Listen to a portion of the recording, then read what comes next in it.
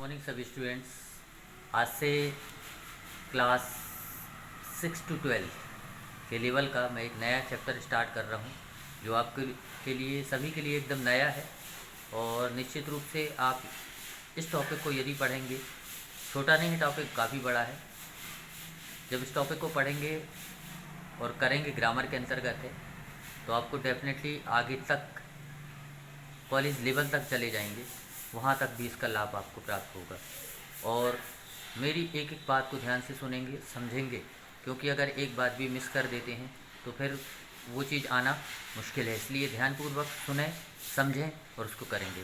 Chapter हम आज शुरू करने जा रहे हैं नरेशन। नरेशन जिसको हिंदी में कथन कहते हैं, उसी टॉपिक पर आज हम बात करेंगे। आइए पढ़ते हैं, शुरू करते हैं नरेशन। यहाँ पर देखें, ये नरेशन लिखा हुआ है, जिसे हम हिंदी में कथन के नाम से जानते हैं। कथन मतलब जो भी कुछ भी बोला जाता है, जो कुछ भी कहा जाता है, उसको हम कथन ही कहते हैं, और इंग्लिश में हमको नरेशन कहते हैं। और नरेशन मतलब जो बोलने वाला हुआ वह नरेटर, और जो नरेट किया गया उसको कहा गया नरेशन। नरेशन को स्पीच के नाम से भी जानते हैं, स्पीच शब्द से भी हम समझते हैं उसको।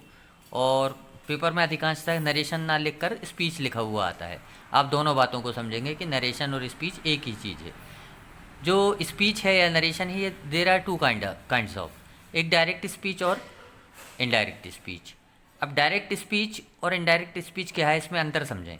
डायरेक्ट का मतलब होता है जब वक्ता के द्वारा, वक्ता मतलब बोलने वाला, नरेटर, स्पीकर, जब वक्ता के द्वारा बोले गए शब्द को हम एज इट इज़ हू बहू वैसा का वैसा ही रख दें, जैसा उसने कहा बिल्कुल वैसा ही लिख दें। जैसे मैं कह दूं कि मैं स्कूल जा रहा हूं, या किसी ने मुझसे कहा कि मैं स्कूल जा रहा हूं, और मैं अपने शब्दों में कोई चेंज ना करूं और वैसा का वैसा लिख दूं कि मैं स्कूल जा रहा हूं, या इंग्लिश में बोलें तो I am going to school.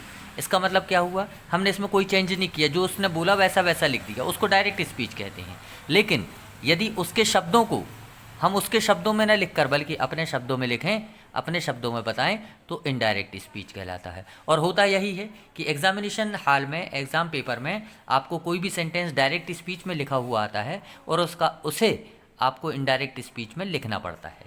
अब इन सबको करने के लिए सबसे पहले तो आपको सेंटेंस की प्रकृति के बारे में जानना पड़ेगा कि सेंटेंस हम 3 प्रकार के, लगभग, कम से कम, उससे अधिक भी होते हैं, 3 प्रकार के कम से कम सेंटेंस पढ़ते हैं।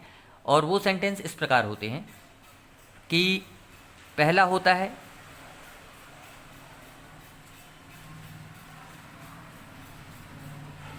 इंटरोगेटिव सेंटेंस, आप सभी जानते हैं, जिसको हम प्रश्नवाचक वाक्य कहते हैं।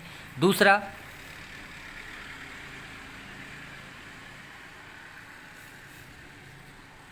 Imperative sentence. तीसरा जो नरेशन में आप पढ़ेंगे उसको हम कहेंगे सिंपल सेंटेंस। मतलब there are 3 kinds of sentence in which we can learn to learn direct and indirect speech. मतलब इन 3 सेंटेंस को हम अध्ययन करेंगे, और उन अध्ययन में सबसे पहले हम बात करते हैं सिंपल सेंटेंस की। इंटरोगेटिव हम बाद में करेंगे। इनका परिचय आप जान चुके हैं पिछली कक्षाओं में, और यह नहीं जानते हैं फिर भी उसके बारे में बताते हैं। इंटरोगेटिव मतलब प्रश्नवाचक, ऐसे सेंटेंस जिसमें प्रश्न पूछे जाते हैं वो इंटरोगेटिव सेंटेंस के अंतर्गत आएंगे। ऐसे सेंटेंस जो न तो प्रश्न हो न निगेटिव हो, तो ऐसे कैसे कहलाएंगे, वो सिंपल सेंटेंस कहलाएंगे। और जो दोनों प्रकार के नहीं होंगे वो इम्परेटिव होंगे। मतलब इम्परेटिव का अर्थ क्या है, यहाँ पर जिस किसी सेंटेंस को पढ़ने पर हमको ये पता लगे कि कोई किसी को आदेश कर रहा है, कोई किसी को ऑर्डर कर रहा है, कोई किसी से परमिशन ले रहा है, तो ऐसे सेंटेंस को हम इम्परेटिव के अंतर्गत रखेंगे। अब चेंजेस कैसे होते हैं देखें। सबसे पहले बात करते हैं सिंपल सेंटेंस में। सिंपल सेंटेंस में अब उसके पहले भी हम एक सेंटेंस लिख देते हैं। यहाँ पे एक सेंटेंस लिखा है, he said to me I am a boy. देखो ये जो भाग है, फर्स्ट पार्ट 2 पार्ट में डिवाइड है, एक इन्वर्टेड कॉमा के अंदर और एक इन्वर्टेड कॉमा के बाहर। इन्वर्टेड कॉमा के अंदर वाले भाग को, इसको अभी हम बात करेंगे, अंदर बाहर के बारे में बोलेंगे कि ये कॉमा के अंदर, ये कॉमा के बाहर, या बाहर वाला सेंटेंस, ये अंदर वाला सेंटेंस, तो आप समझ जाना। इसको हम रिपोर्टिंग स्पीच कहते हैं, सॉरी, इसको रिपोर्टेड स्पीच कहते हैं और इसको रिपोर्टिंग स्पीच कहते हैं। अब इनमें चेंजेस होते हैं। जब हम डायरेक्ट से इनडायरेक्ट स्पीच में सेंटेंस को बदलते हैं तो इनमें चेंजेस होते हैं। कैसे चेंजेस होते हैं देखें, यदि बाहर वाले सेंटेंस की वर्ब पास्ट टेंस की हो, अब ये सेड जो है पास्ट टेंस है, क्यों? क्योंकि से प्रेजेंट टेंस होता है, और जबकि सेड कौन सा टेंस होता है? Past tense. तो हमने क्या कहा, जब बाहर वाले, ये बाहर वाला वाक्य, एक वाक्य ये अंदर वाला वाक्य, ये बाहर वाला वाक्य, तो हम बोल रहे हैं यदि बाहर वाले वाक्य की वर्ब पास्ट टेंस की हो तो अंदर वाला टेंस भी पास्ट हो जाता है। अब देखो, इसको प्रेजेंट कंटिन्यूअस मान लो, एक्चुअली प्रेजेंट कंटिन्यूअस का नहीं है, प्रेजेंट टेंस का सेंटेंस है, इसमें एम बी फॉर्म वर्ब लगी हुई है, तो फिर भी हम आपको हेल्पिंग वर्ब से ज़्यादा नॉलेज मिल जाता है, इसलिए हम प्रेजेंट कंटिन्यूअस कह रहे हैं इसको। यदि वाक्य प्रेजेंट कंटिन्यूअस का है तो वो बदलकर पास्ट कंटिन्यूअस में चला जाता है, प्रेजेंट का सिंपल का है तो बदलकर पास्ट सिंपल में चला जाता है, प्रेजेंट परफेक्ट का है तो पास्ट परफेक्ट में चला जाता है। तो ऐसे इनमें चेंजेस होने लगते हैं। तो सैड से पता लगता है कि बाहर वाले वाक्य की वर्ब सैड पास्ट टेंस की है तो ही अंदर वाला वाक्य पास्ट टेंस में होगा। लेकिन यदि बाहर वाले वाक्य की वर्ब प्रेजेंट टेंस की हो या फ्यूचर टेंस की हो तो अंदर टेंस चेंज नहीं होता, अंदर टेंस वैसा का वैसा ही रहता है। विद्यार्थी, आप सभी को इन सब के पहले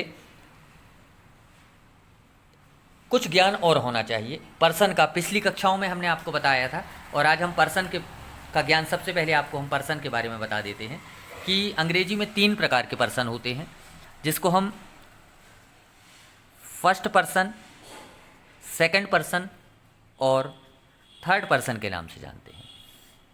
ठीक है, अब ये यहाँ पर आप चार्ट देखेंगे, फर्स्ट पर्सन के अंतर्गत क्या क्या आता है। फर्स्ट पर्सन के अंतर्गत आता है आई और वी, सेकंड में आता है यू या योवर, और थर्ड पर्सन में आता है ही, शी, इट और नेम। ये सब थर्ड पर्सन के अंतर्गत आते हैं, या दे भी थर्ड पर्सन के अंतर्गत आता है। आई जो है, ये इनके रूप किस प्रकार हैं देखेंगे। ये रूप है जो सब्जेक्ट वाला रूप है पूरा, ये ऑब्जेक्ट वाला रहेगा, जैसे आई का ऑब्जेक्ट होता है मी और वी का ऑब्जेक्ट अस। अब यहाँ पर आते हैं पजेसिव, एक वर्ड होता है पजेसिव। पजेसिव मी का होता है माई और अस का होता है आवर। यू का ऑब्जेक्ट यू ही रहता है, लेकिन इसका पजेसिव क्या हो जाता है? योर। ही का ऑब्जेक्ट हिम होता है, इसका पजेसिव हिज होता है। शी का ऑब्जेक्ट हर होता है, इसका पॉजिटिव भी हर होता है। इट का ऑब्जेक्ट इट ही रहता है, इसका पॉजिटिव इट्स हो जाता है। नेम का अकॉर्डिंग टू नेम, बॉय है तो हिम और लड़की है तो हर, इस तरह चेंज हो जाता है। दे का ऑब्जेक्ट होता है देम और इसका पॉजिटिव होता है देयर। तो इतना आप, ये पर्सन का टॉपिक है, इसको आप अच्छे से नोट्स बनाएंगे हम, क्योंकि जल्दी पढ़ा रहे हैं, इसलिए यहाँ पर लाइन थोड़ा डिस्टर्ब हो गई है। आपको ध्यानपूर्वक इनको लिखना है और पहले समझना है, पहले आप इसको क्लियर कर लें। अगला पार्ट जो हम नरेशन स्टार्ट कर रहे हैं, अगला पार्ट में हम और आगे बढ़ेंगे।